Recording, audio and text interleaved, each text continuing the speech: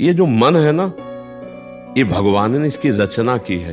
इंद्रियाणाम मनश्चास्मि, कह रहे इंद्रियों में मैं मन हूं, और त्रिगुण माया का इसमें भरा हुआ पूरा पॉइजन जहर है। आप देखो मन छोड़ के गंदी बात में ही जाएगा, नहीं जाएगा। ये नहीं कि अच्छी बात में नहीं जाता, अच्छी बात में लगाओ तो लगेगा, और वो भी थोड़ी देर, और बुरी बात में लगाने की जरूरत नहीं, आराम से। इसका स्वभाव रचना ऐसी रची गई। अब यही गेम रखा गया है कि अब इसकी गति को रोको, अंतर्मुख करो, भगवदाकार करो, तो तुम्हें इनाम मिलेगा, त्रिभुवन पर विजय प्राप्त कर लोगे।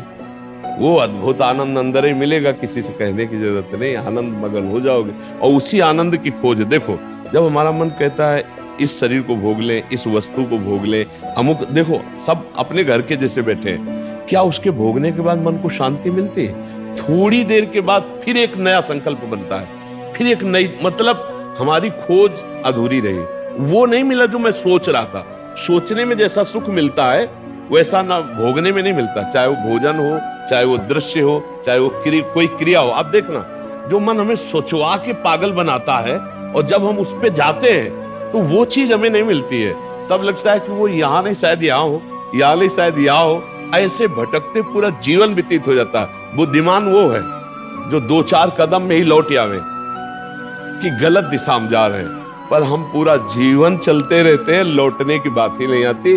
और यहाँ तक कि शरीर वृद्ध हो जाता है, इंद्रियां काम नहीं करती, पर मन वैसे ही सलाह करता रहता है, फिर भी नहीं सोच पाता कि चलो अब हुआ पूरा जीवन की शाम, अब तो राधा राधा जब कर अपना काम बना ले। लेकिन नहीं, बूढ़ा है फिर भी शराब पीता है, बूढ़ा है फिर भी गंदी बातें देखता है, बूढ़ा है फिर भी गंदी चेष्टाएं करता है, बूढ़ा है फिर भी नहीं सोच रहा कि मुझे मरना है और भगवत प्राप्ति का अब की उपाय कर लूं, इतना जीवन रह गया। ये क्या है? ये मन का केवल खेल है।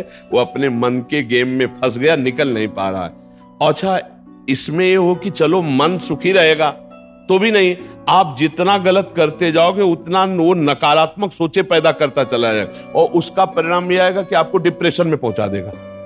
मतलब किसी भी तरह से इस चैन नहीं लेने देगा।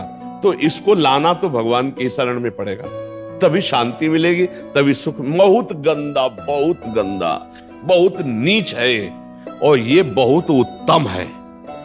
ये अगर सही रास्ते को पा जाए तो दूसरे के लिए अपने प्राण दे सकता है, परहित के लिए अपने प्राण दे सकता है, ये भगवान से मिला सकता है, ये सब सुख दे सकता है। बस इसको गलत ढंग से जो प्रयोग होना शुरू हुआ है, इसका ये बंद कर दे, वही बहादुर है। देखो, विरक्त मार्ग एक अलग होता है, लेकिन गृहस्थी में तो एक धर्मपूर्वक विषय सेवन की मर्यादा है ना, तो आप धर्मपूर्वक देख लो।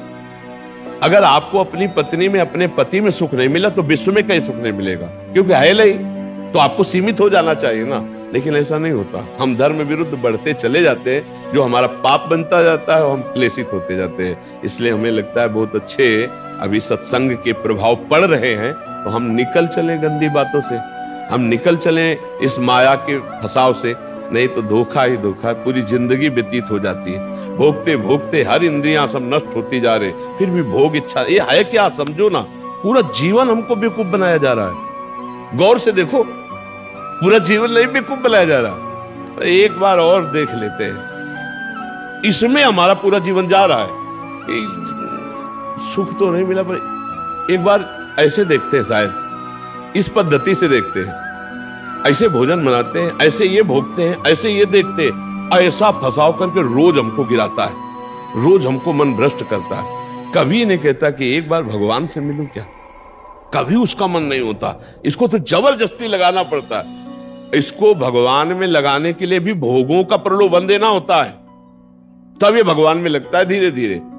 ये भोगी मन भगवान में भी लगने के लिए तैयार, तो भोग के लिए देखो, भगवान को मना लोगे ना तो बढ़िया व्यवस्था बन जाएगी, चक जो चाहोगे सब हो जाएगा, जो चाहेंगे भगवान दे दे। बहुत मन बेवकूफ बनाता है, इसलिए हमें लगता है मन की बेवकूफी से बचना चाहिए। एक आया था भगतला, उसने कहा भगवान से मैं भजन करूंगा, सब करूंगा, लेकिन 1 लाख सुंदरियां स्त्रियां चाहिए। अब गजब का दिल है तेरा, गजब का दिल है यार। जिनके एक है ना, वो कभी कभी एकांत में ऐसे बैठ के बैठते हैं। तो इसीलिए मल की कहीं में मत रखो, ये बहुत बड़ा भूत है, ये परेशान कर देगा, नष्ट कर देगा। इसे सतमार्ग में लाओ, भगवत मार्ग में लाओ, तभी आनंद की। इसकी केवल चाल है, ये नहीं ये नहीं ये, वो है कहीं नहीं। पक्का समझ लीजिए। ये हमारे को भ्रम पैदा करता, कुछ नहीं है। नाम जप करो, सत्संग करो, धर्म पूर्वक विषय भोगो, हम मना नहीं करते, एक उसे सीमा में रख के भोगो धर्म में, तो उससे क्या होगा, तुम्हें घृणा हो जाएगी। धर्म पूर्वक विषय भोगने से घृणा हो जाती है कि यार, और जो ये व्यसन करके और फिर इधर उधर मन, तो पाप के कारण बुद्धि ठीक निर्णय नहीं देती और बुढ़ापे तक पापाचरण, फिर दुर्गति को प्राप्त होते हैं। अभी समय है, अभी मन को समझा लो, मन को समझ। यही 5 भोग हैं, शब्द, स्पर्श, रूप, रस, गंध, इसी में मनुष्य फंसा है और इन्हीं भोगों से हमारी दुर्गति हो जाती है। बोलो अभी तक फाइनल में अगर बोला जाए तो अभी तक क्या है अपने पास? कोई अनुभव है क्या? बस एक ही है कि एक बार और चांस मिल जाए, बस किसी भी विषय का, मतलब किसी भी विषय का, मन में हर बार ये रहता कि अब की बार, लेकिन कभी अब की बार पूरी ही नहीं हुआ। तो इसको रोकना जरूरी है कि भजन, साधन, धर्म पूर्वक विषय सेवन और समाज की सेवा। कभी एक बार ऐसा करके देखना, कोई बूढ़ा ऐसा भूखा प्यासा फुटपाथ में पड़ा हो और उसको कभी अपने घर लाना, नहलाना, धुलाना, कपड़े पहनाना और भोजन पवाना। फिर वो जब तुम्हारी तरफ देखेगा तो तुम्हें जो सुख होगा वो जिंदगी में किसी भी भोग में नहीं मिला होगा। आप लिख लेना हमारी बात। कभी कोई बीमारी से तड़प रहा हो, किसी के सेवा का वहां कोई अवसर नहीं है और आप सेवा का अवसर देकर उसे आप स्वस्थ करो, आप अस्पताल ले जाओ, फिर जो आपको सुख मिलेगा हम आपको कैसे बताएं। वो भगवान का आशीर्वाद होता है। जब कोई बूढ़ा, कोई बीमार, कोई असहाय, और जब आप उसकी सहायता करते हो तो उसके हृदय से जो आशीर्वाद, वो सुख जो मिलता है। जैसे हम आपको एक दिन करके देखना, तुम अपना भोजन बढ़िया जो है, कोई ऐसे भूखे को खवा देना जो भूखा बैठा हो और ऐसे जल्दी और आप देखो उसको पाते हुए, और उस दिन आप वो भोजन ना पाओ, उसे पवा दो, तो आपको जो सुख मिलेगा वो 56 प्रकार के भोग पाने में भी कभी सुख नहीं मिला होगा। वो सुख परहित करने से, दूसरे को सुख पहुंचाने से जो हृदय शीतल होता है वो कभी किसी से नहीं होता। इसलिए मानव जीवन के लिए मन को थोड़ा विरुद्ध जो चलने वाला है उसके विरुद्ध आप बनो, उसे सतमार्ग में लगाओ। अब देखो आजकल ऐसी बुद्धि बिगड़ गई कि अपने पूज्य माता पिता को ही बच्चे दुख दे रहे हैं, डंडा थप्पड़ मारना। क्या यार, आज के जवान ने माता पिता के साथ ऐसा व्यवहार करते हैं। अगर थोड़ा भी अध्यात्म से जुड़े होते तो मुझे लगता है शायद ऐसा नहीं करते, नहीं ना। धर्म से जुड़े होते, अध्यात्म से जुड़े होते, ऐसे माता पिता तो भगवान होते हैं। उनकी आंखें नहीं, उनको नहलाओ धुलाओ, किसी मंदिर जाने की और जरूरत नहीं, उनको भोग लगाओ, उनको पवाओ, उनका जो आशीर्वाद है लोक परलोक तुम्हारा सब बना देगा। लेकिन जब अध्यात्म से नहीं जुड़े तो लगता है कौन इनको, वहां ये क्या है?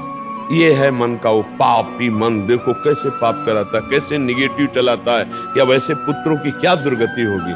तो कभी अगर ऐसा अवसर किसी को मिले कि कोई फुटपाथ में ऐसे तड़प रहा हो तो आपको जरूर लगेगा कि काहे को बोझा ले, लेकिन आप उसका अगर बोझा ले लिए तो भगवान तुम्हारा बोझा ले लेंगे। जन्म जन्मांतरों के पाप नष्ट हो जाते हैं जब ऐसे दीन दुखी आशीर्वाद देते ना, उसे भगवान का आशीर्वाद समझना है। और जब माता पिता अंदर से साफ देते ना कि भोगोगे, तो फिर भगवान भी नहीं टाल पाते, फिर भोगना पड़ता है। इसलिए धर्म से चलो, किसी का अपराध मत करो, गंदी बातों में मन को न जाने दो, खूब नाम जप करो, यही मनुष्य जीवन का लाभ लो। मनुष्य जीवन एक दिव्य जीवन है, इसका एक दिव्यता का लाभ है। यार देखो, अगर हम ना चाहे तो पूरी बाजार से निकल जाए, कोई सामान दुकान की आके हमारी लिपट थोड़ी जाती है। हम जहाँ खड़े होंगे, जहाँ खरीदेंगे, वही जो वस्तु हमें मिलेगी। तो अगर हम निश्चय कर लिया कि मुझे मांस नहीं खाना, मुझे शराब नहीं पीना, मुझे पराई माता बहनों की तरफ गंदी दृष्टि नहीं करनी, तो मुझे कौन गिरा देगा? आप सोचो, हमारे निश्चय में कमजोरी, तभी हम डरते हैं कि कहीं गिर न जाए। ऐसे कैसे? हाँ, कुछ कमियां ऐसी होती हैं जिससे अहंकार का नाश किया जाता है। जैसे आवाज आता है ना कि हम जितेंद्री, हम ऐसे, और भगवान को अहंकार पसंद नहीं तो छोड़ देते हैं। देखो जितेंद्रियता करके, तब जब रोता है कि प्रभु मैं तो नीच किसी काबिल नहीं, तब भगवान फिर उठा लेते हैं। नाम जब करो तब मजबूत ब्रेक लग जाएगी। कोई कैसे गिरा सकता है? कैसे गिरा सकता है? नहीं गिरा सकता। बात मान ली, बस हो गया। बात मानने से होता है।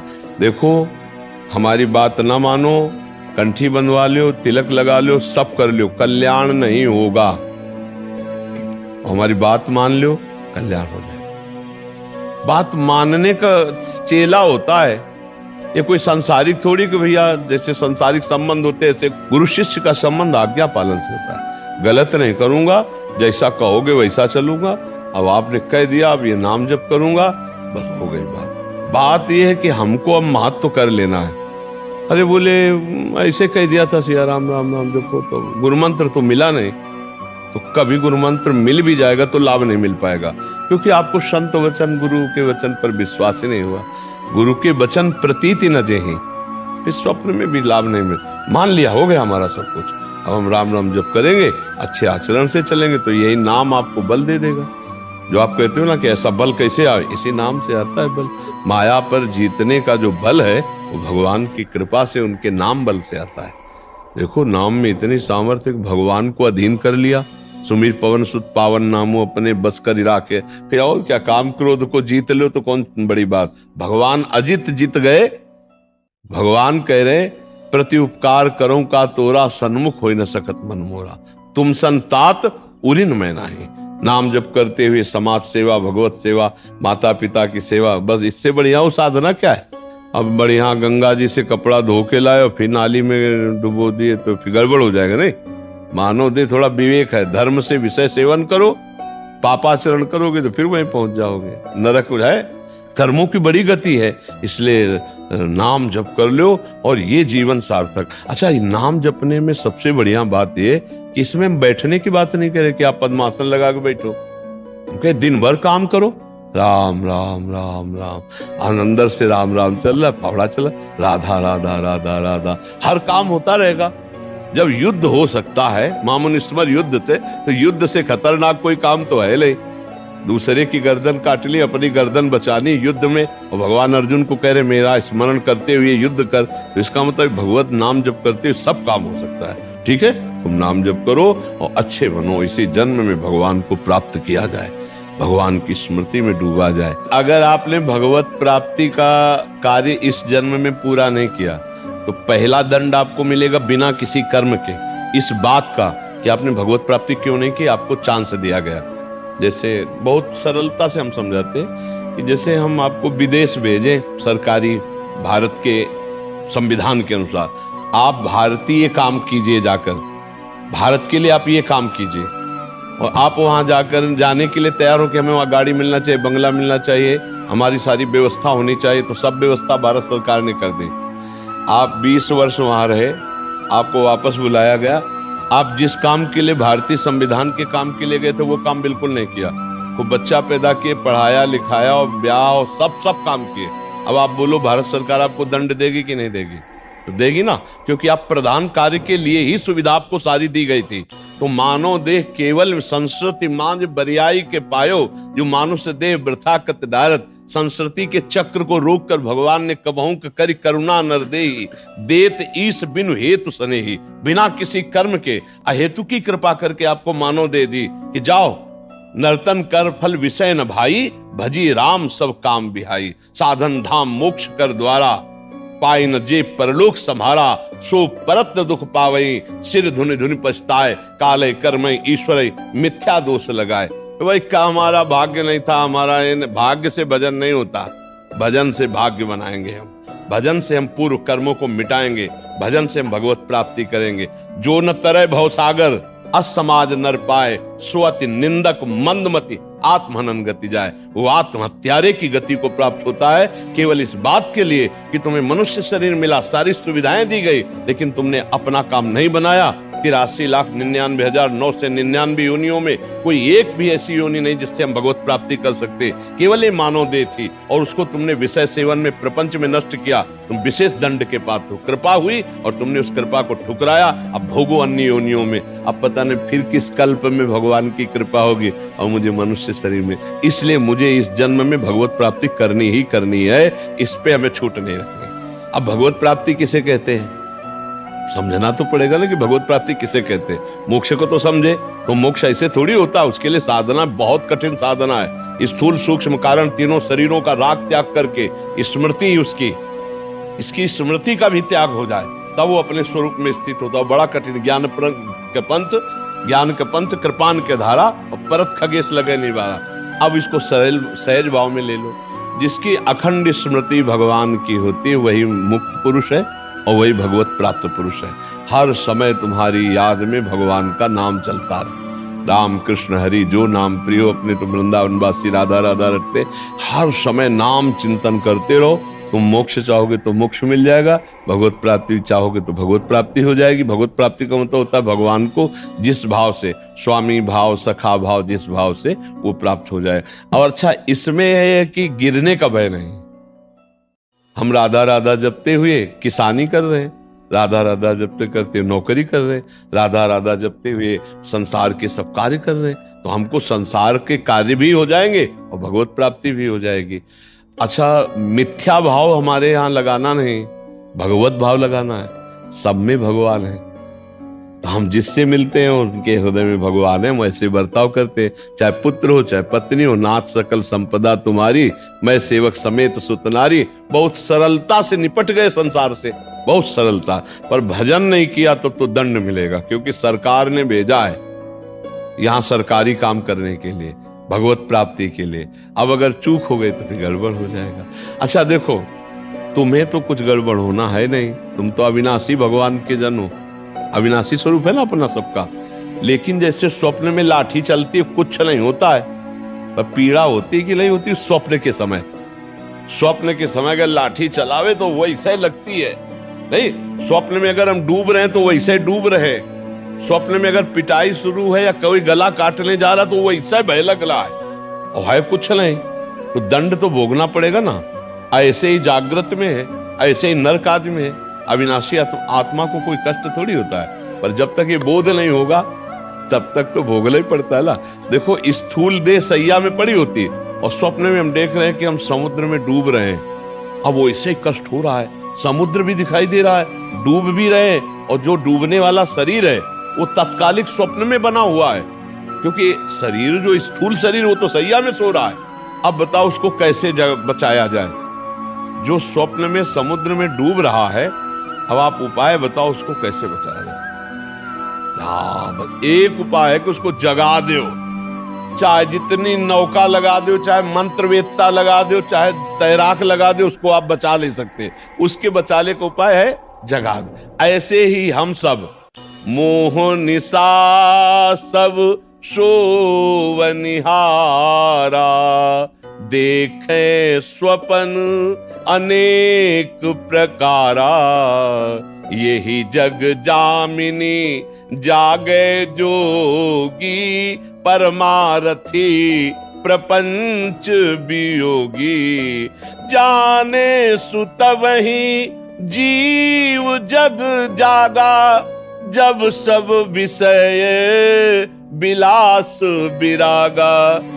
बोले मोह निद्रा में सब सो रहे, ये पत्नी है, लड़का है, बच्चा है, रुपया है, पैसा, ये कर लिया, ये कर लूंगा, ये कमा लिया, ये कमा लूंगा, ये जमा कर लिया, ये जमा कर लूंगा, और सोचते सोचते मर गए, कुछ नहीं कर पाए जो करने आए थे। अब कोई सदगुरु जगा दे, ए उठ, मोह निद्रा में सो रहा है, तो जानिश तबै जीव जग, जब सब विषय विलास विरागा, तभी जानना सत्संग का रंग चढ़ रहा है। जब गंदी बातें छूटने लगे और अच्छे आचरण होने लगे और भगवान नाम जप होने लगे, तो जान लेना आप जाग रहे हैं, और जग गए तो स्वप्न के जैसे सारे दुख मिट जाते हैं, ऐसे तुम्हारे सारे पाप, दुख, चिंता, शोक सब नष्ट हो जाएंगे। पर जगना पड़ेगा, बिना जगे नहीं हो सकता, बिना जगे एक ही उपाय है, जगना पड़ेगा, अर्थात भगवत प्राप्ति करना पड़ेगा, नहीं तो दुख से पिंड नहीं छूटेगा। है झूठा पर बहुत जोर का फुसकार मार के काटता है, झूठा सांप है, रस्सी का सांप, पर ऐसा काटता है, वो ऐसा अनुभव होता है कि जहर चढ़ गया, पक्का। देख लो सब पूरा जहर चढ़ा हुआ है और कुछ नहीं हुआ। आत्म तत्व को ना कभी फर्क पड़ा था, ना पड़ रहा है और ना पड़ेगा। पर भैया ये स्वप्न है, बड़ा दीर्घ स्वप्न है, इससे जगो, उमा कहूं मैं अनुभव अपना, और सत हरि भजल, और जगत सब सपने में हो। ना कोई माता था, ना कोई पिता था, ना है और ना रहेगा। ऐसे ये रूप एक दिन नहीं दिखाई देगा, लाख उपाय कर लेना, मिट्टी में मिल जाएगा, खत्म। फिर न पहले था न बाद में रहेगा, बीच में प्रवचन कर रहा है, इसका क्या भरोसा। स्वाप्निक है ये स्वाप्निक है। जो इसके अंदर है वो सत्य है, और अंदर वाले से परिचय नहीं हुआ, बाहर वाले का टिकेगा नहीं। भाई इसी में हम झूठे में मारे जाते हैं, हर जन्म में मारे जा रहे हैं हम। झूठे से प्रेम करते हैं बाहरी, और वो टिकता ले, और जो अंदर का है उससे प्यार हुआ ले, खाली हाथ फिर। तो एक बार तो यार इस पर विचार करो कि मेरे जीवन का परम लाभ क्या है। भगवान का चिंतन, भगवत प्राप्ति, इसी से परम लाभ मिलेगा।